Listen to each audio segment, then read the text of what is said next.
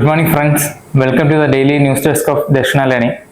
So, നമുക്ക് ഇന്നത്തെ സ്പോട്ട്ലൈറ്റിൽ important ആയിട്ടുള്ള കറണ്ട് അഫയർ ഹെഡ്ലൈൻസ് ആദ്യം നോക്കാം. അതിനുശേഷം അതിന്റെ പ്രിലിംസ് മെയിൻസ് പേഴ്സ്പെക്റ്റീവിലുള്ള അനാലിസിലോട്ട് പോകാം. ഓക്കെ, അപ്പോൾ നമുക്ക് ഇന്നത്തെ ഫസ്റ്റ് ന്യൂസ് വന്നിട്ട് ഓപ്പറേഷൻ സിന്ദൂറിനെ കുറിച്ചിട്ടാണ്. അപ്പോൾ റീസെന്റ് കുറച്ച് ദിവസമായിട്ട് ഈ ന്യൂസ് ടോപ്പിക് ഹൈലൈറ്റ് ആയി നിൽക്കുന്നുണ്ട്. ബോത്ത് ക്രിട്ടിസൈസ് ചെയ്ത് സപ്പോർട്ട് ചെയ്തിട്ടുള്ള ന്യൂസ് ഉണ്ട്. പക്ഷേ ഇത് രണ്ടും നിങ്ങളൊന്ന് ന്യൂസ് വായിക്കുമ്പോൾ അനലൈസ് ചെയ്യുക, നോട്ട് കീപ്പ് ചെയ്യുക. എങ്ങനെ വേണം ക്വസ്റ്റ്യൻസ് വരാം, ക്വസ്റ്റ്യൻസ് ബാലൻസ് ചെയ്ത് തന്നെ നമ്മൾ ആൻസറിൽ അപ്രോച്ച് ചെയ്യണം. അപ്പോൾ ഇതൊക്കെ ഒരു ഫോർഡർ പോയിന്റ് ആയിട്ട് കീപ്പ് ചെയ്യാൻ പറ്റും. അപ്പോൾ ഇതാണ് ഫസ്റ്റ് ന്യൂസിൽ വരുന്നത്, operation Sindoor a doubtful deterrent.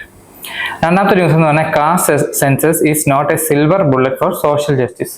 അപ്പോൾ ഇനി കാസ്റ്റ് സെൻസസ് വരാൻ പോകുന്ന സെൻസസിൽ ഇൻക്ലൂഡ് ചെയ്യുന്നു, അതിനെ സപ്പോർട്ട് ചെയ്തിട്ടും അതിനെ ക്രിട്ടിസൈസ് ചെയ്തിട്ടുള്ള കുറേ ആർട്ടിക്കിൾസ് വരുന്നുണ്ട്. അപ്പോൾ അതിന്റെ ഒരു കണ്ടിന്യൂഷൻ എന്നോണമുള്ള ഒരു ആർട്ടിക്കിളാണ് ഈ second news article. Next one is copyright trust with generative A. അപ്പോൾ ജനറേറ്റീവ് എയും കോപ്പിറൈറ്റ് ലോയും തമ്മിലുള്ള കോൺഫ്ലിക്റ്റ് ഡിസ്കസ് ചെയ്യുന്ന ന്യൂസ് ആർട്ടിക്കിളാണ് മൂന്നാമത്തെ ആയിട്ടുള്ളത്. And what is presidential reference. ഇപ്പോൾ ലാസ്റ്റ് 2 to 3 days ഭയങ്കര ഹൈലൈറ്റ് ആയി നിൽക്കുന്ന ഒരു ന്യൂസാണ് പ്രസിഡൻഷ്യൽ അഡ്രസ്സും അതിന്റെ കറസ്പോണ്ടിങ് ഡിബേറ്റും. അപ്പോൾ അതിനെ ഒന്ന് അനലൈസ് ചെയ്തിട്ടുള്ള ന്യൂസാണ്. Then fifth one is from pyramid to hourglass, how AI can change India's workplace. അപ്പോൾ ഒരു ഇക്കോണമി റിലേറ്റഡ് ആയിട്ടുള്ള ന്യൂസ് ആണ്. എംപ്ലോയ്മെന്റ് ആസ്പെക്റ്റിൽ AI എങ്ങനെ വർക്ക് പ്ലേസ് ലാൻഡ്സ്കേപ്പ് ആൾട്ടർ ചെയ്യുന്നു എന്നുള്ളത്. ഫൈനലി ഒരു ടെക്നോളജിക്കൽ ന്യൂസ് ആണ്. അവർ bodies perform a kind of mRNA editing and we don't know why. mRNA എഡിറ്റിംഗിനെ റിലേറ്റഡ് ആയിട്ടുള്ള ന്യൂസ് ബ്രീഫാണ്. അപ്പോൾ ഇത്രയാണ് ഇന്നത്തെ മെയിൻ ഹെഡ്ലൈൻസ് വരുന്നത്. നമുക്ക് ഇനി ഓരോ ന്യൂസിന്റെ ബ്രീഫ് അതിന്റെ കറസ്പോണ്ടിങ് അനാലിസിലോട്ട് പോകും. So first news article is about operation Sindoor. അപ്പോൾ ഇതിന്റെ ഹെഡ്ലൈൻ വന്നത് operation Sindoor a doubtful deterrent. ഇതൊരു ഡിറ്ററന്റ് ആണോ എന്നുള്ള ഡൗട്ട്ഫുൾ കീപ്പ് ചെയ്തിട്ടാണ് ഓദർ ചെയ്ത് ക്രിട്ടിസൈസ് ചെയ്തിട്ടാണ് ഈ ഒരു ആർട്ടിക്കിൾ മെയിൻ ആയിട്ട് ഒരു ക്രിട്ടിക്കൽ ആർട്ടിക്കിളാണ്, ടോണിലുള്ള ഒരു ആർട്ടിക്കിളാണ്. അപ്പൊ എന്താ എന്റെ സ്റ്റാർട്ടിംഗ് ബ്രീഫ് എന്ന് നോക്കാം. മെയിൻ ആയിട്ട് എന്റെ ഇൻട്രൊഡക്ഷൻ പറയുന്നത് വെച്ചാൽ PM Modi's new normal anti terror strategy post Pahalgam attack emphasizes retaliatory strikes like Operation Sindoor, yet its effectiveness as a deterrent is questioned due to recurring attacks and unconfirmed terrorist neutralization. അതായത് author criticise ചെയ്യുന്ന എങ്ങനെയെന്ന് വെച്ച് കഴിഞ്ഞാൽ, മോഡി ഇത് ഒരു attack ചെയ്തു, operation Sindoor എന്നുള്ള code name ചെയ്തു. പക്ഷെ ഇതൊരു ഡിറ്ററന്റ്, അതായത് ഫ്യൂച്ചറിൽ ഇനി ഒരു അറ്റാക്ക് ഉണ്ടാവില്ല എന്നുള്ള രീതിയിൽ ഒരു ഡിറ്ററന്റ് ആയിട്ട് ആക്ട് ചെയ്യുന്നുണ്ടോ എന്നുള്ള സ്റ്റിൽ ഡൗട്ടാണ്. കാരണം ഈ ഒരു ഓപ്പറേഷൻ ന്യൂട്രലൈസ് ആയി എന്ന് പറയുന്ന അന്ന് മുതൽ തന്നെ പിന്നും അറ്റാക്സ് പിന്നെ നടക്കുന്നുണ്ട്, റെക്കറിങ് ആയിട്ട് സ്പൊറാഡിക് ആയിട്ടുള്ള അറ്റാക്സ് നടക്കുന്നുണ്ട്. അത് അൺകൺഫേംഡ് ആയിട്ടുള്ള ടെററിസ്റ്റ് ന്യൂട്രലൈസേഷൻ ഇതുവരെയായിട്ട് പുറത്തു വന്നിട്ടുള്ളത്. ടെററിസ്റ്റിനെ കൊന്നു എന്ന് പറയുന്നുണ്ടെങ്കിൽ അതിലൊരു നല്ല രീതിയിലുള്ള കൺഫർമേഷൻ വന്നിട്ടില്ല എന്നാണ് ഓദറിന്റെ മെയിൻ ഒരു സജഷൻ എന്ന് പറയുന്നത്. അപ്പോൾ ഇതിനൊരു geo political challenge actually discuss ചെയ്യുന്നുണ്ട്. കാരണം നമ്മളിപ്പോൾ എത്ര ഡിഫറൻ്റ് ആയിട്ട് ആക്ട് ചെയ്താലും സ്റ്റിൽ ഒരു ടെറർ ഫണ്ടിങ് പാകിസ്ഥാന് ലഭിക്കുന്നുണ്ട്. അത് ആൾസോ അവർക്ക് സപ്പോർട്ട് ലഭിക്കുന്നുണ്ട് US, ചൈന, റഷ്യ, ടർക്കി പോലുള്ള രാജ്യങ്ങളെടുത്തുനിന്ന്. അപ്പോൾ ഈ ഡിഫറൻറ്റ് എഫർട്ട് ആക്ച്വലി നമ്മൾ എത്രത്തോളം ഡിഫറൻസ് എന്ന് പറയുന്നുണ്ടെങ്കിൽ ഇത് ഇന്ത്യയുടെ സെക്യൂരിറ്റി കാൽക്കുലേഷനെ കോംപ്ലിക്കേറ്റ് ചെയ്യുന്നതെന്നാണ് ആക്ച്വലി പറയുന്നത്. അപ്പോൾ ഇതിന് ആക്ച്വലി ഒരു സജഷൻ എന്നാണ് ഈ ഓദർ പറയുന്നതെന്ന് വെച്ചാൽ, current we need A strategic reset and diplomatic engagement. അപ്പോൾ നമുക്ക് സ്ട്രാറ്റജിക് ആയിട്ട് ഒരു റീസെറ്റ് ചെയ്യേണ്ടി വരും. അതായത് ഈ ബൈലാറ്ററൽ റിലേഷൻഷിപ്പിൽ സ്ട്രാറ്റജിക് മാനോവറിങ് വേണ്ടി വരും. ഡിപ്ലോമാറ്റിക് ലെവലിൽ നല്ല രീതിയിൽ എൻഗേജ് ചെയ്യണമെന്നാണ് ഓദർ മെയിനായിട്ട് ഈ ഒരു ന്യൂസ് ആർട്ടിക്കിൾ കൺക്ലൂഡ് ചെയ്യുന്നത്. അന്ന് അദ്ദേഹം പറയുന്ന പോയിന്റ്സ് ഇതാണ്: a realistic strategy demands prioritising NIA investigation, international diplomatic efforts to cut support to Pakistan military and terrorist nexus. നമ്മുടെ മെയിൻ ഏജൻസി ആയിട്ടുള്ള NIA പിന്നെ ഇന്റർനാഷണൽ ലെവൽ ഏജൻസി ആയിട്ട് കൊളാബറേറ്റ് ചെയ്ത് ഈ ഒരു ടെററിസ്റ്റ് മിലിറ്ററി നെക്സസിനെ കട്ട് ചെയ്തിട്ടുള്ള ഒരു ഇൻവെസ്റ്റിഗേഷൻ ഡിപ്ലോമാറ്റിക് ലെവലിൽ നടത്തണമെന്നുള്ള സജഷനോട് കൂടിയിട്ടാണ് ഈ ഒരു ന്യൂസ് മെയിനായിട്ട് കൺക്ലൂഡ് ആവുന്നത്.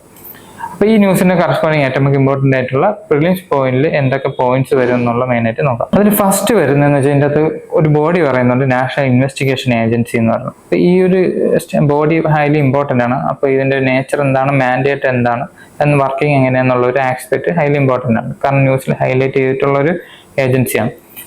അപ്പോൾ നാഷണൽ ഇൻവെസ്റ്റിഗേഷൻ ഏജൻസി എന്താണെന്ന് നോക്കാം. ഇതെന്നെ എസ്റ്റാബ്ലിഷ് ഇൻ 2009. എന്തിന്റെ ബേസിലാണ്? After 26/11 Mumbai attacks under NIA act 2008. അതായത് 26 നവംബറിൽ മുംബൈയിലുണ്ടായ അറ്റാക്കിന് ശേഷമാണ് ആക്ച്വലി ഈ ഇങ്ങനത്തെ ഒരു ഏജൻസി ക്രിയേറ്റ് ചെയ്തത്. ഇതൊരു സ്റ്റാറ്റ്യൂട്ടറി ബോഡിയാണ്. ഏത് ആക്ടിന്റെ അണ്ടറിലാണ്? NIA ആക്ട് 2008 ആണ്. ഇതിന്റെ മെയിൻ മാൻഡേറ്റ് എന്ന് വെച്ചാൽ agency for counter terrorism investigation India.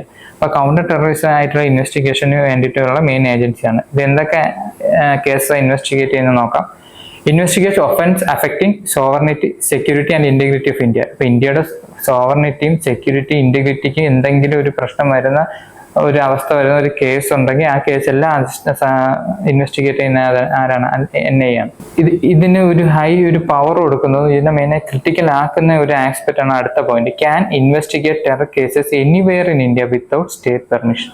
സ്റ്റേറ്റിന്റെ പെർമിഷൻ കൂടാതെ തന്നെ ഇന്ത്യയിൽ എവിടെ വേണോ ഇൻവെസ്റ്റിഗേഷൻ നടത്താനുള്ള ഒരു പവർ ആക്ച്വലി NIA ആക്ട് വഴി നൽകുന്നുണ്ട്. ഇതാണ് ഇതിന്റെ മെയിൻ ഒരു ക്രിട്ടിക്കാലിറ്റി എന്ന് പറയുന്നത്, ഒരു അൺകൺട്രോൾഡ് പവർ എന്ന് വേണമെങ്കിൽ പറയാം ഇതിനായിട്ട് കൊടുക്കുന്നത്. അപ്പൊ ഇത് ഏതിന്റെ അഡ്മിനിസ്ട്രേറ്റീവ് കൺട്രോളിന്റെ അകത്താന്ന് നോക്കാം. It works under ministry of home affairs headed by a director general, usually an IPS officer. ഇതിന് ഇന്റർനാഷണൽ ലെവലിലും ഓപ്പറേറ്റ് ചെയ്യാം, ഇന്ത്യൻ സിറ്റിസൺസ് ഇൻവോൾവ് ആയിട്ടുള്ള കേസസ് മെയിനായിട്ട്. അപ്പൊ ഇത് NIA കുറിച്ച് പറഞ്ഞു. അപ്പൊ കറസ്പോണ്ടിൽ ഇതേപോലെ ഒരു ഇമ്പോർട്ടന്റ് റോൾ പ്ലേ ചെയ്യുന്ന ഒരു ഏജൻസിയാണ് CBI എന്ന് പറയുന്നത്. അപ്പൊ CBI എങ്ങനത്തെ ബോഡിയാണ്?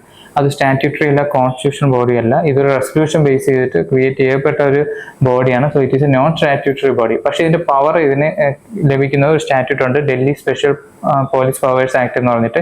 ആ ആക്ടിന്റെ അണ്ടറിലാണ് ഇതിന് സ്പെഷ്യൽ ആയിട്ട് ഒരു പവർ മെയിനായിട്ട് ഡിവോൾവ് ചെയ്ത് വരുന്നത്. പിന്നെ CBI ഏത് മിനിസ്ട്രിയുടെ അണ്ടറിൽ നോക്കിക്കഴിഞ്ഞാൽ മിനിസ്ട്രി ഓഫ് പേഴ്സണലിന്റെ അണ്ടറിലാണ്, ഇമ്പോർട്ടന്റ് ആണ്. അതേസമയം NIA അണ്ടറിലാണ്, മിനിസ്ട്രി ഓഫ് ഹോം അഫയേഴ്സിന്റെ അണ്ടറിലാണ്. CBIയുടെ മെയിൻ മാൻഡേറ്റ് എന്താണ്? കറപ്ഷൻ ഇൻവെസ്റ്റിഗേഷൻ ആണ്. അതേസമയം കൗണ്ടർ ടെററിസം ഇൻവെസ്റ്റിഗേഷൻ ആണ് ഏതിന്റെ മാൻഡേറ്റ് ആയിട്ട് മെയിനായിട്ട് വരുന്നത്? NIAയുടെ. അപ്പൊ ഇത്രയാണ് ഈ ഒരു ന്യൂസിന് റിലേറ്റഡ് ആയിട്ടുള്ള പ്രിലിംസ് പെർസ്പെക്റ്റീവിലുള്ള അനാലിസിസ് വരുന്നത്. അടുത്ത ഇതിന്റെ മെയിൻ ഏരിയയിൽ നമുക്ക് എവിടെയൊക്കെ റിലേറ്റ് ചെയ്യാം? ഇന്റർനാഷണൽ റിലേഷനിൽ, ഡിപ്ലോമാറ്റിക് റിലേഷനിൽ റിലേറ്റ് ചെയ്യാം. ഇന്റർണൽ സെക്യൂരിറ്റിയിൽ, സെക്യൂരിറ്റി ഏജൻസീസ് എന്നുള്ള ആസ്പെക്റ്റിൽ നമുക്ക് മെയിനായിട്ട് കണക്ട് ചെയ്യാം. അപ്പൊ നമുക്ക് നെക്സ്റ്റ് ന്യൂസ് ആർട്ടിക്കിളിലോട്ട് പോകാം. അപ്പൊ നെക്സ്റ്റ് ന്യൂസ് ആർട്ടിക്കിൾ എന്ന് പറയുന്നത് കാസ്റ്റ് സെൻസസിനെ കുറിച്ച് ഡിസ്കസ് ചെയ്യുന്നതാണ്. അപ്പോൾ കുറച്ച് ദിവസമായിട്ട് ന്യൂസിൽ ഹൈലൈറ്റ് ചെയ്യപ്പെടുന്ന ഒരു ടോപ്പിക്കാണ് കാസ്റ്റ് സെൻസസ് എന്ന് പറയുന്നത്. അപ്പോൾ ഇതിന്റെ ഒരു ബാക്ക്ഗ്രൗണ്ട് ബ്രീഫ് എന്താ ഈ ഓതർ പറയുന്നത് നോക്കാം. The Modi government's move to include caste enumeration in the upcoming census aims to collect detailed socio-economic data on OBC, facilitate targeted welfare policies. However, there are concerns over its genuine intent and effectiveness without political will. അതായത് author ഇത് മെയിനായിട്ട് critical നോട്ടിലായി ഈ ഒരു news start ചെയ്യുന്നത്. ഇദ്ദേഹം പറയുന്നത് വെച്ചാൽ ഈ വരുന്ന സെൻസസിൽ കാസ്റ്റ് സെൻസസ് ഇൻക്ലൂഡ് ചെയ്യുന്നുണ്ട്. അപ്പൊ അതിൻ്റെ അകത്ത് OBC ഡേറ്റ ഇൻക്ലൂഡ് ചെയ്യാൻ വേണ്ടിയിട്ടുള്ള ടാർഗറ്റ് ചെയ്തിട്ടുള്ള ഒരു പ്ലാൻ ഔട്ട് ചെയ്യുന്നുണ്ട്. പക്ഷേ ഇതിന്റെ ഒരു ഔട്ട്പുട്ട് എന്നുള്ളത് എത്രത്തോളം ജെന്യൂൻ ആണെന്നുള്ളതും അതിന് എന്തോരം പൊളിറ്റിക്കൽ വില്ല് ബാക്ക് ചെയ്യുന്നു എന്നുള്ളതും ആക്ച്വലി ഡൗട്ട്ഫുൾ ആണെന്നാണ് ഓതർ മെയിനായിട്ട് ഇതിന്റെ സ്റ്റാർട്ടിങ്ങിൽ പറയുന്നത്. ഇതിനുള്ള മെയിൻ റീസൺ അദ്ദേഹം പറയുന്നത് വെച്ചാൽ ഓൾറെഡി ഇതിനൊരു എക്സിസ്റ്റിംഗ് ഡേറ്റ ഉണ്ട്, പക്ഷെ എന്നാലും ഇതിനൊരു ഇംപ്ലിമെന്റേഷൻ ലെവലിൽ ഒരു പോളിസി ഗ്യാപ്പ് എക്സിസ്റ്റ് ചെയ്യുന്നുണ്ട്. ഓൾറെഡി നമുക്ക് ഡേറ്റ പബ്ലിക് പ്ലാറ്റ്ഫോമിലുണ്ട്. ഇവിടെ SC ST ഡേറ്റ ഇൻ സെൻസസിന്റെ socio economic caste census data already prepared ആയിരുന്നു. അതേപോലെ സ്റ്റേറ്റ് ലെവലിൽ ബീഹാർ കാസ്റ്റ് സർവേ ഡേറ്റയൊക്കെ ഓൾറെഡി അവൈലബിൾ ആണ്. അപ്പൊ അങ്ങനത്തെ ഒരു അവസ്ഥയിൽ ആ ഒരു ഡേറ്റ നല്ല രീതിയിൽ അനലൈസ് ചെയ്യാതെ അതിനൊരു ഇംപ്ലിമെന്റേഷൻ കൊണ്ടുവരാതെ കറന്റ് ഇപ്പൊ ഒരു നാഷണൽ ലെവലിൽ ഇങ്ങനത്തെ ഒരു ഹ്യൂജ് പ്രോസസ്സിന്റെ ഇടയിൽ ഈ ഒരു കാസ്റ്റ് സെൻസസ് ഡേറ്റയും കൂടെ ഇൻക്ലൂഡ് ചെയ്യുമ്പോൾ അതിന് നല്ല രീതിയിലൊരു പൊളിറ്റിക്കൽ ബാക്കിങ് അല്ലെങ്കിൽ കമ്മിറ്റ്മെന്റും കൂടി വേണം എന്നാണ് ഓതർ മെയിനായിട്ട് പറയുന്നത്. So effective social justice require policies with strong political will rather than just statistical data. Historical policies like Mandal Commission and land reforms are driven by political commitment, not merely empirical evidence. അപ്പൊ ഇദ്ദേഹം പറഞ്ഞത് എന്താണെന്ന് വെച്ചാൽ ഇതിന് മുമ്പ് ഉണ്ടായിരുന്ന കുറച്ച് ഇവന്റ്സിനെ connect ചെയ്യണം. ഇതിന് മുമ്പ് ഉണ്ടായിരുന്ന മണ്ഡൽ കമ്മീഷന്റെ റിപ്പോർട്ട് ആയാലും ലാൻഡ് റിഫോംസ് എന്നുള്ള ഒരു മെയിൻ പോളിസി ആയാലും ഇതിനൊക്കെ സ്ട്രോങ് പൊളിറ്റിക്കൽ കമ്മിറ്റ്മെന്റ് അല്ലെങ്കിൽ പൊളിറ്റിക്കൽ വില്ല് ഉണ്ടായിരുന്നു. അതുകൊണ്ടാണ് ഇത് നല്ല രീതിയിൽ സക്സസ്ഫുൾ ആയിട്ട് ഇംപ്ലിമെന്റ് ചെയ്യാൻ പറ്റിയത്. പക്ഷെ ഇത് അതേപോലെ ഒരു സ്ട്രോങ് പൊളിറ്റിക്കൽ വില്ലുണ്ടെങ്കിൽ മാത്രമേ ഈ ഒരു പ്രോസസ്സ് അല്ലെങ്കിൽ കാസ്റ്റ് സെൻസസ് എന്നുള്ള പ്രോസസ്സ് നമ്മൾ വിചാരിക്കുന്ന ഡിസൈഡ് ആയിട്ടുള്ള ഔട്ട്പുട്ടിൽ എത്തുള്ളൂ എന്നാണ് ആക്ച്വലി ഈ ന്യൂസിൽ മെയിനായിട്ട് അദ്ദേഹം സമ്മറൈസ് ചെയ്യുന്നത്. അപ്പൊ ഇതിന്റെ കറസ്പോണ്ടിങ് പ്രിലിംസ് പോയിന്റിൽ ഏതൊക്കെ ഇമ്പോർട്ടന്റ് ആസ്പെക്ട്സ് എന്ന് നോക്കാം. ഇപ്പൊ പ്രിലിംസ് പോയിന്റിൽ വലുതായി ഡിസ്കസ് ചെയ്യാനില്ല, എന്നാലും ഇമ്പോർട്ടന്റ് ആയിട്ട് വരുന്ന സെൻസസ് എന്താണെന്നും സോഷ്യോ എക്കണോമിക് സർവേ ഏതൊക്കെ എന്താണെന്നുള്ളതും അത് ഏതൊക്കെ ആസ്പെക്റ്റിൽ ഇന്ത്യയിൽ കളക്ട് ചെയ്യുന്നുള്ള പോയിന്റ്സ് ആണ്. അപ്പൊ സെൻസസ് നോക്കുകയാണെന്നുണ്ടെങ്കിൽ 2025 നമ്മളിപ്പോൾ ഒരു സെൻസസ് കണ്ടക്ട് ചെയ്യുന്നുണ്ട്. മെയിനായിട്ട് ഫോക്കസ് ചെയ്യുന്ന demographic as well as socio economic data collect ചെയ്യാൻ വേണ്ടിയിട്ടാണ്. ഈ സെൻസസിന് ഒരു പ്രത്യേകത ഉണ്ട്, കാരണം ഇതിൻ്റെ അകത്ത് നാഷണൽ പോപ്പുലേഷൻ രജിസ്റ്റർ അപ്ഡേറ്റ് ചെയ്യുന്നുണ്ട് ഈ സെൻസസ് വഴി. ഇത് എന്തിനു വേണ്ടിയിട്ടെന്ന് വെച്ചാൽ aiding in the creation of national register of Indian citizen. അതായത് ഇന്ത്യൻ സിറ്റിസനെ കംപ്ലീറ്റ് ആയിട്ട് രജിസ്റ്റർ ഔട്ട് ചെയ്യാനുള്ള ഒരു പ്രോസസ്സും ഈ സെൻസസിന്റെ കൂടെ നടക്കുന്നുണ്ട്. അപ്പൊ ജനറൽ ആയിട്ട് നമ്മൾ നോക്കുകയാണെന്നുണ്ടെങ്കിൽ സെൻസസിന്റെ മെയിൻ ഒബ്ജക്റ്റീവ്സ് എന്താണെന്ന് നോക്കാം. അത് mainly four policy planning, welfare targeting and constituency delimitation. ഇതാണ് ഈ ഒരു 3 പില്ലേഴ്സിന്റെ ബേസ് ചെയ്തിട്ടാണ് ഈ ഡേറ്റ മെയിനായിട്ട് യൂസ്ഫുൾ ആവുന്നത്. ഇതേപോലെ ഒരു ഇമ്പോർട്ടന്റ് ആസ്പെക്ട് ആണ് സോഷ്യോ എക്കണോമിക് സർവേ. മെയിനായിട്ട് സോഷ്യോ എക്കണോമിക് ഡേറ്റ കളക്ട് ചെയ്യുന്നു. എന്തിനു വേണ്ടിയിട്ടാണ്? ഫോർ പോളിസി മേക്കിംഗ് ആൻഡ് പ്ലാനിങ്ങിന് വേണ്ടിയിട്ടാണ്.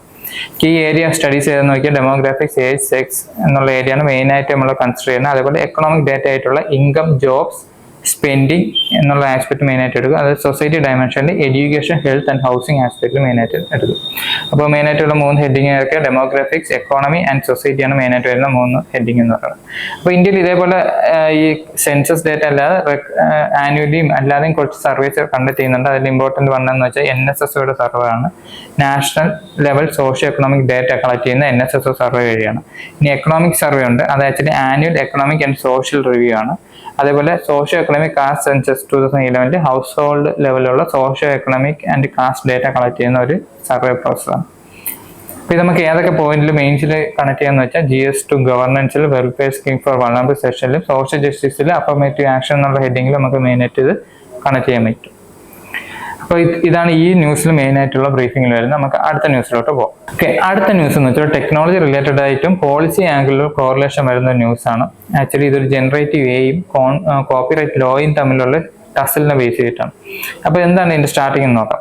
Generative a platform like OpenAI are facing legal challenge for using copyrighted material for training, raising questions about fair use and copyright infringement. India's Copyright Act, unlike US, an enumerated approach with limited expectation impacting AI's learning scope. അതായത് ഈ authors മെയിനായിട്ട് ഇത് start ചെയ്യുന്ന അല്ലെങ്കിൽ ഇതിനൊരു critical not start ചെയ്യുന്ന എങ്ങനെയാണെന്ന് വെച്ചാൽ ഓൾറെഡി നമുക്കറിയാം ജനറേറ്റീവ് AI നമ്മൾ സൈബർ സ്പേസിനെ നല്ല രീതിയിൽ കവർ ചെയ്തിട്ടുണ്ട്. അപ്പോൾ ഈ generative AI information source out ചെയ്യുന്ന പല സോഴ്സ് ഏരിയ അല്ലെങ്കിൽ ഒറിജിൻ ഏരിയ എന്ന് വെച്ചാൽ കോപ്പിറൈറ്റഡ് ഏരിയ എന്നാണ് ആക്ച്വലി ഇൻഫർമേഷൻ മെയിനായിട്ട് സോഴ്സ് ചെയ്യുന്നത്. അപ്പോൾ ഇതൊരു ക്വസ്റ്റ്യൻ റേസ് ചെയ്യുന്നുണ്ട്. എന്തിനു വെച്ചാണ് fair use and copyright infringement of information. അപ്പോൾ അത് ഫെയർ ആയിട്ടാണോ ഇത് യൂസ് ചെയ്യുന്നത്, അതിൽ കോപ്പിറൈറ്റ് ഇൻഫ്രിഞ്ച്മെന്റ് ഉണ്ടായിട്ടുണ്ടോ എന്നുള്ളത് നമുക്ക് കറക്റ്റായിട്ട് പോയിന്റ് ഔട്ട് ചെയ്യാൻ പറ്റാത്തൊരവസ്ഥയാണ് ഇപ്പോൾ കറന്റ് ഉള്ളത്.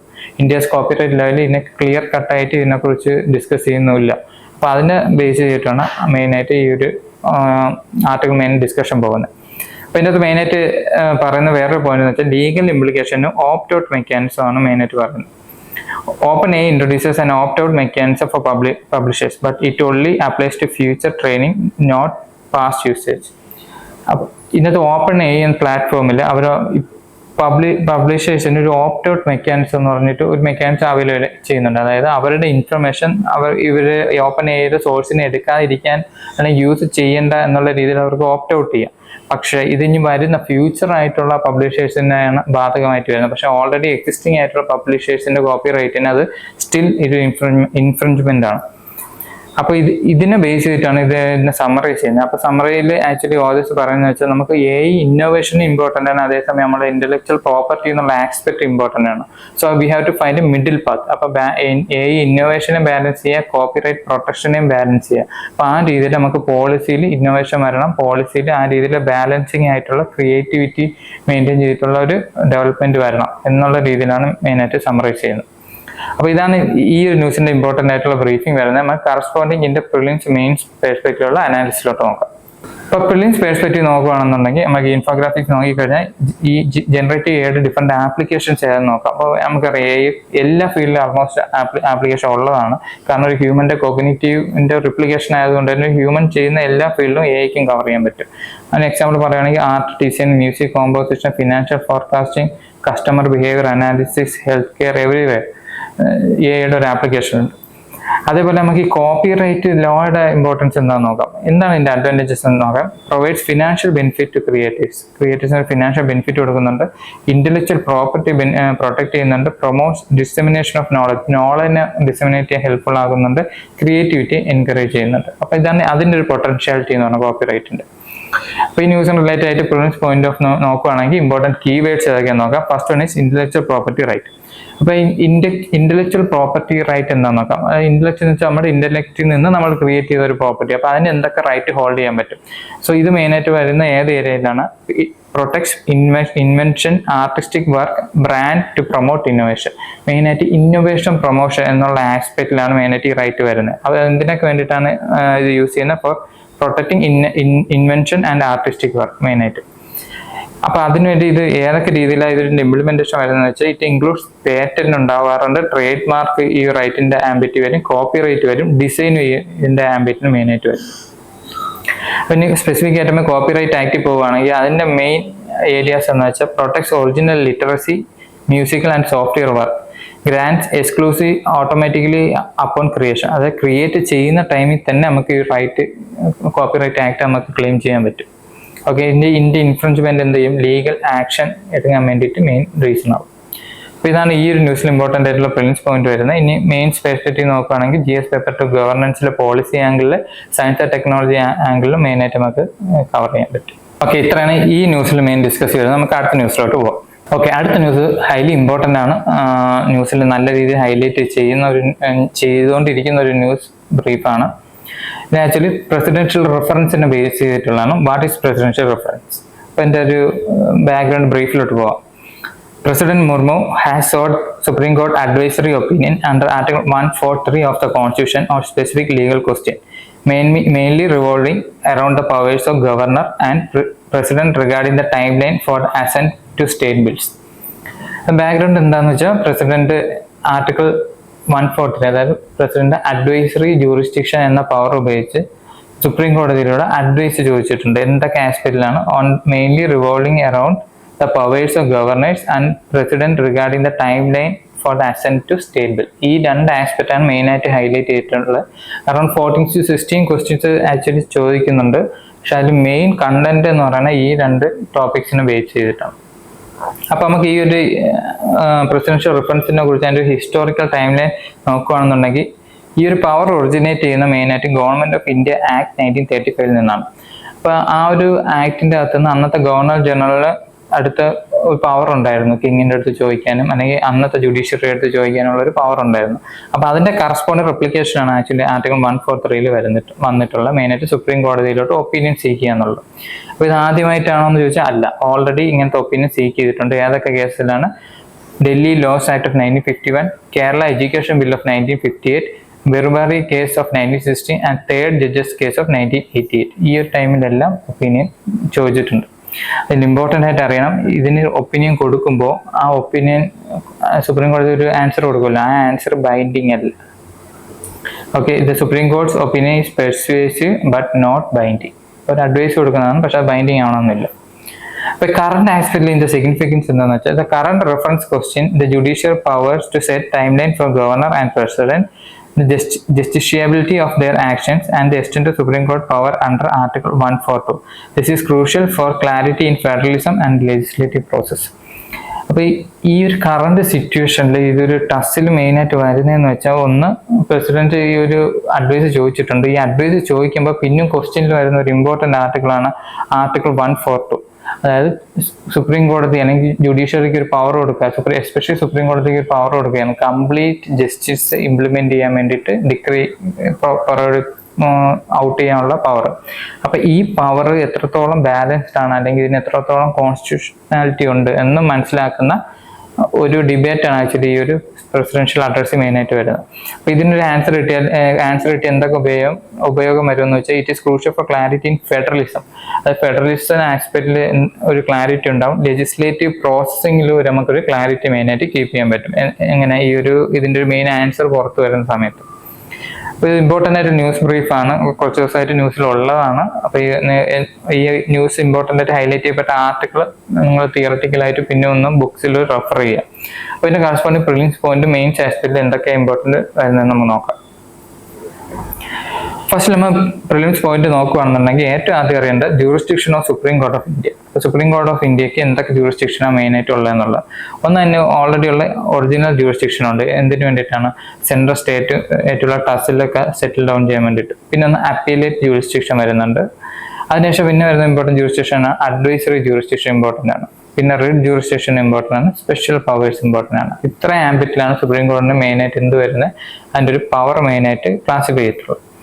ഇനി ഇതിന് കറസ്പോണ്ടിങ് നമുക്ക് ന്യൂ കോൺസ്റ്റിറ്റ്യൂഷൻ ആർട്ടിക്കിൾ ഏതൊക്കെ ഇമ്പോർട്ടൻ്റ് നോക്കുകയാണെങ്കിൽ ഫസ്റ്റ് വേണമെന്ന് വെച്ചാൽ ആർട്ടിക്കിൾ 143 അഡ്വൈസറി ജൂറിസ്ഡിക്ഷൻ ആണ്. അപ്പൊ ഈ അഡ്വൈസറി ജൂറിസ്ഡിക്ഷന് അകത്ത് എന്താ പവർ വരുന്നത് നോക്കുകയാണെങ്കിൽ president can ask supreme court for advice on important legal question. Court may accept or refute, but must answer pre-constitutional question. Important point ആണ്. അപ്പോൾ പ്രസിഡന്റിന് അഡ്വൈസ് സീക്ക് ചെയ്യാം. അത് അഡ്വൈസ് കൊടുക്കണോ വേണ്ടേ എന്നുള്ള ഡിസ്ക്രിപ്ഷൻ ആരുടെ അണ്ടറിലാണ്? കോർട്ടിന്റെ അണ്ടറിലാണ്. പക്ഷെ അതിനൊരു എക്സെപ്ഷൻ ഉണ്ട്.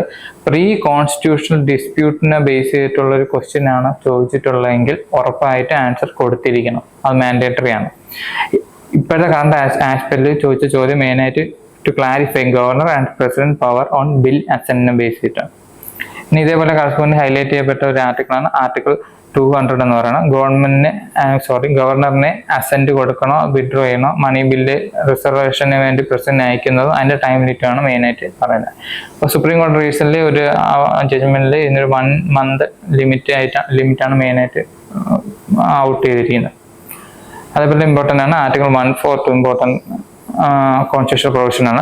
Supreme court can pass any order for complete ജസ്റ്റിസിന് വേണ്ടി ഏത് ഓർഡറും ഇറക്കാമെന്നുള്ള ആസ്പെക്റ്റിലുള്ള ഒരു കോൺസ്റ്റിറ്റ്യൂഷൻ ആർട്ടിക്കിളാണ് ആർട്ടിക്കിൾ 142. അപ്പോൾ ഇത്രയാണ് പ്രിലിംസ് പോയിന്റിൽ ഈ ന്യൂസ് ബ്രീഫിൽ ഇമ്പോർട്ടൻ്റ് ആയിട്ടുള്ള. ഇതിന്റെ മെയിൻ പോയിന്റ് ഓഫ് വ്യൂ നോക്കുകയാണെന്നുണ്ടെങ്കിൽ GS paper 2 polity constitution provision angle നമുക്ക് കണക്ട് ചെയ്യാം. അതുപോലെ GS പേപ്പർ 2 ഗവർണൻസ് ഏരിയയിൽ എസ്പെഷ്യലി സെപ്പറേഷൻ ഓഫ് പവർ ആംഗിളിൽ നമുക്കത് കണക്ട് ചെയ്യാം. അപ്പോൾ നമുക്ക് അടുത്ത ന്യൂസിലോട്ടും പോകും. അടുത്ത ന്യൂസ് എന്ന് വെച്ചാൽ നമ്മളെ ഇന്ത്യൻ എക്കോണമി റിലേറ്റഡ് ആയിട്ടുള്ള ന്യൂസാണ്. അപ്പോൾ ഇതൊരു എക്കോണമി ടെക്നോളജി ആസ്പെക്റ്റിലുള്ള ന്യൂസാണ്. അപ്പോൾ ഈ ന്യൂസിൽ മെയിനായിട്ട് പറയുന്നത് വെച്ചാൽ നമ്മൾ ജനറേറ്റീവ് AI നമ്മുടെ എംപ്ലോയ്മെന്റ് അല്ലെങ്കിൽ ലേബർ ലാൻഡ്സ്കേപ്പിനെ എന്തോ ഒരു ആൾട്ടർ ചെയ്യുന്നു എന്നുള്ളതാണ് മെയിനായിട്ട് ഡിസ്കസ് ചെയ്യുന്നത്. അപ്പോൾ ഇതിൻ്റെ ഒരു സമ്മറി മെയിനായിട്ട് പറയുന്നുണ്ടെങ്കിൽ നോക്കുവാണെങ്കിൽ ഈ എയുടെ യൂസ് ആക്ച്വലി നമ്മളെ നല്ല ബൂസ്റ്റ് വരുന്നുണ്ട്. പലയിടത്തും നല്ല രീതിയിലുള്ള ഔട്ട്പുട്ട് വരുന്നുണ്ട്. നമ്മുടെ മെയിനായിട്ടുള്ള വർക്ക് റിലേറ്റഡ് ആയിട്ടുള്ള എസ്പെഷ്യലി മാനേജർ ലെവൽ ഓഫീസിലുള്ള വർക്കിന് അത് ഒരുപാട് ക്വാളിറ്റി ഔട്ട്പുട്ട് തരാൻ ഹെൽപ്പ് ചെയ്യുന്നുണ്ട്. കാരണം പല കമ്പനീസും ഇപ്പം ഇന്ത്യയിലാണെങ്കിലും പുറത്താണെങ്കിലും പല കമ്പനീസും അവരുടെ മാനേജറിയൽ ഡിസിഷൻ എടുക്കാനും ഫ്യൂച്ചർ ആയിട്ടുള്ള പ്രൊജക്ഷന് വേണ്ടിയിട്ടെല്ലാം AI നല്ല രീതിയിൽ യൂസ് ചെയ്യുന്നുണ്ട്. അതൊരു നല്ലൊരു ഔട്ട്കം തന്നെ തരുന്നുണ്ട്. കാരണം നമുക്ക് ഔട്ട്പുട്ട് നല്ല ക്വാളിറ്റി ഉള്ള സാധനമായിരിക്കും കിട്ടുന്നത്. പക്ഷേ ഇതിൻ്റെ റിസ്ക് ആക്ച്വലി ഹൈലൈറ്റ് ചെയ്യുന്ന ഇന്ത്യ പോലുള്ള കൺട്രിയിൽ ഇത്രയും പോപ്പുലേഷൻ ഉള്ള ഒരു സ്ഥലത്ത് ഈ അൺസ്കിൽഡ് ജോബ്സ് കംപ്ലീറ്റും AI വന്നിട്ട് റീപ്ലേസ് ചെയ്യപ്പെടുന്നുണ്ട്. അത് ആക്ച്വലി ഒരു ഹ്യൂജ് എംപ്ലോയ്മെന്റ് ക്രൈസിസിലോട്ട് പോകും എന്നാണ് മെയിനായിട്ട് ഇത് ഹൈലൈറ്റ് ചെയ്യപ്പെടുന്നത്. ഓക്കെ, അപ്പോൾ ഇതിന്റെ കറസ്പോണ്ടിങ് പ്രിൻസ് പോയിന്റിൽ ഏതൊക്കെയാണെന്ന് നോക്കുകയാണെങ്കിൽ ഓഫ് കോഴ്സ് ജനറൽ ആയിട്ടുള്ള ആസ്പെക്റ്റിലെ പ്രിൻസ് പോയിന്റ് വരുന്നത് ഒന്ന് ബേസിക്സ് ഓഫ് ആർട്ടിഫിഷ്യൽ ഇന്റലിജൻസ്. അപ്പോൾ ആർട്ടിഫിഷ്യൽ ഇന്റലിജൻസ് എന്താണെന്നാണ് ആക്ച്വലി ഇതിന്റെ മെയിൻ പറയുന്നത്. നമുക്കറിയാവുന്ന പോലെ തന്നെ it will stimulate human intelligence and performs task like learning, reasoning and problem solving. പിന്നെ കുറച്ച് കമ്പോണൻസ് ഉണ്ട്. ഈ കമ്പോണൻസ് എല്ലാം കൂടെ കമ്പൈൻ ചെയ്തിട്ടാണ് നമുക്കൊരു ആർട്ടിഫിഷ്യൽ ഇന്റലിജൻസ് എന്നുള്ള ഹോൾ എൻറ്റിറ്റി മെയിനായിട്ട് വരുന്നത്. Especially the components R machine learning, deep learning, natural language processing and computer vision. ഇത് മെയിനായിട്ട് എവിടേക്ക് യൂസ് ചെയ്യുന്നത് വെച്ചാൽ using speech recognition, virtual assistant, self driving cars and recommendation system. അപ്പോൾ ഇത്ര ഏരിയയിലാണ് AI മെയിനായിട്ട് യൂസിൽ വരുന്നത്. അപ്പോൾ അല്ലാതെ നമുക്കൊരു എംപ്ലോയ്മെന്റ് അല്ലെങ്കിൽ എക്കോണമിക് ആസ്പെക്റ്റ് നോക്കുകയാണെന്നുണ്ടെങ്കിൽ AI, cloud computing, big data പോലുള്ള സാധനങ്ങൾ നമ്മളെ എക്കോണമിയുടെ എല്ലാ സെക്ടറിലും ആൾമോസ്റ്റ് ആപ്ലിക്കേഷൻ വരുന്നുണ്ട്. From all the primary, secondary, tertiary, ഇപ്പോഴത്തെ ക്യൂനറി സെക്ടർ തൊട്ട് നോക്കുകയാണെങ്കിൽ തന്നെ എല്ലാ ലെവലിലും വരുന്നുണ്ട്. എസ്പെഷ്യലി ഇപ്പോഴത്തെ ഒരു ഡിസിഷൻ മേക്കിംഗ് ആംഗിളിൽ ഹൈലി ഇൻഫ്ലുവൻഷ്യൽ ആയിട്ട് വരുന്ന ഒരു ആസ്പെക്റ്റാണ് ഇപ്പോൾ കണ്ടുവരുന്നത്. അപ്പോൾ അതുകൊണ്ട് തന്നെ നമ്മൾ എംപ്ലോയ്മെന്റ് സിനാറിയോ എടുക്കുന്ന സമയത്ത് നമുക്ക് ഇപ്പോഴത്തെ കറണ്ട് എംപ്ലോയീസിനെ AI ആയിട്ട് യൂസ് ചെയ്യാൻ വേണ്ടി റീസ്കിൽ ചെയ്യണം എന്നാണ് ആക്ച്വലി മെയിനായിട്ട് സജസ്റ്റ് ചെയ്യും ഈ ഒരു ആർട്ടിക്കിൾ ഡിസ്കസ് ചെയ്യുന്നത്. നല്ലൊരു ആർട്ടിക്കിളാണ്. നമുക്ക് ഫോർഡർ പോയിന്റ് ആയിട്ട് ഇൻക്ലൂഡ് ചെയ്യാൻ പറ്റും. അതേപോലെ ഇന്റർലിങ്ക് ചെയ്ത് ആൻസർ ചെയ്യാൻ പറ്റിയിട്ടുള്ള പോയിന്റ്സ് ഉള്ള ഒരു ആർട്ടിക്കിളാണ്. പിന്നെ നമുക്ക് mains GS paper 3 science and technology, role of AI in business model എന്നുള്ള ആംഗിളിൽ നമുക്ക് ചെയ്യാൻ പറ്റും. അപ്പോൾ ഇതാണ് ഈ ന്യൂസ് ബ്രീഫിൽ മെയിൻ ആയിട്ടുള്ളത്. നമുക്ക് അടുത്ത ന്യൂസിലോട്ട് പോകാം. അടുത്ത ന്യൂസ് മോസ്റ്റ്ലി ബയോടെക്നോളജി ആംബിറ്റിലുള്ള ന്യൂസാണ്. അപ്പോൾ ഈ ന്യൂസ് മെയിനായിട്ട് പറയുന്നത് വെച്ചാൽ നമ്മുടെ ബോഡിയിൽ സെൽഫായിട്ട് തന്നെ mRNA എഡിറ്റിംഗ് നടക്കുന്നുണ്ട് എന്നുള്ളൊരു കണ്ടുപിടുത്തമാണ് ഇപ്പോൾ വന്നിട്ടുള്ളത്. അപ്പോൾ ഈ ഒരു എഡിറ്റിംഗ് നമ്മൾ ഇത്ര നാൾ അറിയുന്നുണ്ടായിരുന്നില്ല. അപ്പോൾ അതിനെ കുറിച്ചിട്ട് ഡിസ്കസ് ചെയ്യുന്ന ഒരു ന്യൂസാണ്. അപ്പോൾ ഇത് പറയുന്നത് വെച്ചാൽ A to I adenosine to inosine RNA editing modifies mRNA after transcription, altering protein synthesis. Despite its complexity, its evolutionary advantage remains largely unexplained. അതായത് നമ്മുടെ പ്രോട്ടീൻ സിന്തസിസ് സമയത്ത് ഈ അഡിനോസൈൻ ടു ഐനോസൈൻ എന്ന് പറഞ്ഞ RNA എഡിറ്റ് ചെയ്യപ്പെടുന്നുണ്ട്. ഓക്കെ, മെയിൻലി പ്രോട്ടീൻ സിന്തസിസ് ചെയ്യാൻ വേണ്ടിയിട്ടാണ്. ഇതൊരു എവല്യൂഷണറി അഡ്വാൻറ്റേജ്. അതായത് നമുക്ക് ഓരോ അപ്പോൾ എവല്യൂഷൻ സ്റ്റേജ് കഴിയുന്തോറും ഇങ്ങനത്തെ ഒരു എഡിറ്റിംഗ് വരുന്നതാണ് നമുക്ക് സ്റ്റെബിലൈസ് ആയിട്ടുള്ള ഔട്ട്പുട്ട് വരുന്നത്. പക്ഷെ ഇതിന്റെ ഈ കോംപ്ലക്സിറ്റി ഇതുവരെയായിട്ടും സയന്റിഫിക് ഫീൽഡിൽ എക്സ്പ്ലെയിൻ ചെയ്യാൻ പറ്റിയിട്ടില്ല. അപ്പോൾ ഇതിന്റെ ഒരു ഇംപ്ലിക്കേഷൻ എന്താണെന്ന് വെച്ചാൽ ഈ എവല്യൂഷണറി ബയോളജി ആസ്പെക്റ്റിലാണ് ഈ ഒരു സ്റ്റഡീസ് മെയിനായിട്ട് ഇംപ്ലിക്കേഷൻ വരുന്നത്. These findings suggest A to I editing could evolve to become more significant in gene expression, hinting at deeper evolutionary roles yet to be understood. അതായത് ഈ ഒരു സ്റ്റഡി മെയിനായിട്ട് നമുക്ക് ജീൻ എക്സ്പ്രഷൻ, അതായത് പ്രോട്ടോസിന്തസിസ് വഴി ജീൻ നമുക്ക് എക്സ്പ്രസ് ചെയ്യുമ്പോൾ ആ ജീനിന്റെ എക്സ്പ്രഷനെ കുറിച്ചിട്ട് നമുക്ക് മെയിനായിട്ട് അനലൈസ് ചെയ്യാൻ പറ്റും ഇതിന്റെ സ്റ്റഡി വഴി. അതുകൊണ്ട് തന്നെ നമ്മുടെ എവല്യൂഷണറി ആസ്പെക്റ്റിൽ എന്തൊക്കെ ചേഞ്ച് വരാം, അല്ലെങ്കിൽ എങ്ങനെ നമുക്ക് കൊണ്ടുവരാം, ഹെറിഡിറ്ററി ആയിട്ടുള്ള ആസ്പെക്റ്റ് എങ്ങനെ നമുക്ക് മാറ്റങ്ങൾ വരുത്താം എന്നുള്ളൊരു സ്റ്റഡിക്ക് ഇത് മെയിനായിട്ട് ഇൻപുട്ട് ഉണ്ടാകും. അപ്പോൾ ഇതിന്റെ കറസ്പോണ്ടിങ് പ്രിൻസ് പോയിന്റ് നോക്കുകയാണെന്നുണ്ടെങ്കിൽ എസ്പെഷ്യലി നമുക്ക് ബയോളജി ലെവലിലുള്ളതാണ്. ഇപ്പോൾ ഈ ഒരു ഇൻഫോഗ്രാഫി നോക്കുകയാണെങ്കിൽ DNA RNA ഒന്ന് ഡബിൾ ഹെലിക്സ് സിംഗിൾ ഹെലിക്സിലുമാണ്. ഇപ്പോൾ റിപ്ലിക്കേഷൻ വന്ന് ട്രാൻസ്ക്രിപ്ഷൻ വന്ന് ട്രാൻസ്ലേഷൻ വന്നിട്ടാണ് ആക്ച്വലി എന്ത് വരുന്നത് പ്രോട്ടീൻ മെയിനായിട്ട് സിന്തസിസ് ചെയ്യുന്നത്. ഇനി അതുപോലെ DNA ഡയറക്റ്റ് പ്രോട്ടീൻ എങ്ങനെ സിന്തസിസ് ചെയ്യുന്നു എന്നുള്ള പ്രോസസ്സാണ് ആക്ച്വലി ഈ ഒരു ഇൻഫോഗ്രാഫി മെയിനായിട്ട് പറയുന്നത്. അതിന്റെ കീവേഡ് നോക്കുകയാണെങ്കിൽ DNA എന്നത് double standard molecule storing genetic information ആണ്. It forms genes and chromosome. മെയിനായിട്ട് എന്താ ഫോം ഔട്ട് ചെയ്യുന്ന ജീൻസ് ആയിട്ടും ക്രോമസോം ആയിട്ടാണ്. ഇതിന്റെ സ്ട്രക്ചറിൽ നോക്കുകയാണെങ്കിൽ composed of deoxyribose sugar phosphate and bases.